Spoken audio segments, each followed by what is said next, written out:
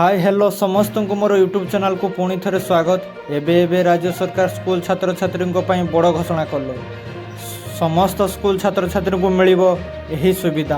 तेबे कौन से सुविधा गुड़िक तो क्यों मिल जानापी मोर ये भिडटी को संपूर्ण देखु।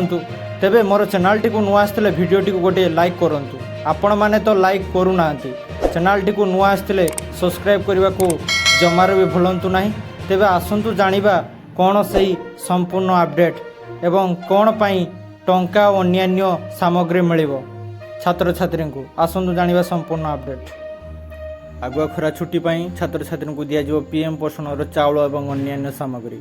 एने मंगलवार विद्यालय गणशिक्षा विभाग पक्षर समस्त जिलापाल को अवगत करा जायछि। सूचना योग्य ग्रीष्म प्रवाह राज्य सरकार गत 18 ରୁ 20 तारिख पर्यंत 3 दिन विद्यालय गुड़ी को छुट्टी घोषणा करथिले। यह आसंता 25 तारिख आगुआ खरा छुट्टी घोषणा करा जायछि। शिक्षा वर्ष कैलेंडर अनुसार मे 4 तारिख पर्यंत पाठपढ़ा होगाकू धार्य होइथिला। आगुआ भावे 25 तारिख छुट्टी होइथिबारु अधिक 9 दिन विद्यालय बंद रहे। यही 9 दिन समेत पूर्व 3 दिन को मिसाई समुदाय 12 दिन कार्य दिवस छुट्टी होइछि। तेणु यही समय मध्याह्न भोजन बाबद को छात्र छात्री को सुखिला राशन दिज्व। प्रथम ରୁ 8ମ श्रेणी छात्र छात्री अभिभावक को प्रधान शिक्षक सुखिला राशन प्रदान करेंगे। सेहीपरि अन्यान्य रंधन सामग्री बाबद को अर्थ सीधासलख डीबीटी मोड्रे छात्र छात्री बा अभिभावक अकाउंट रे पैठ करा जोठी अकाउंट स्थानांतर संभव नुहे सेठारे एक निर्दिष्ट रेजिस्टर माध्यम देय प्रदान करा बोली सूचना दी जाइए। बंटन प्रक्रिया 15 दिन मध्य शेष करने विभाग पक्षर निर्देश दी जाइए। मु आशा करुच्ची कि आपण मानक संपूर्ण अपडेट दे पार्छ।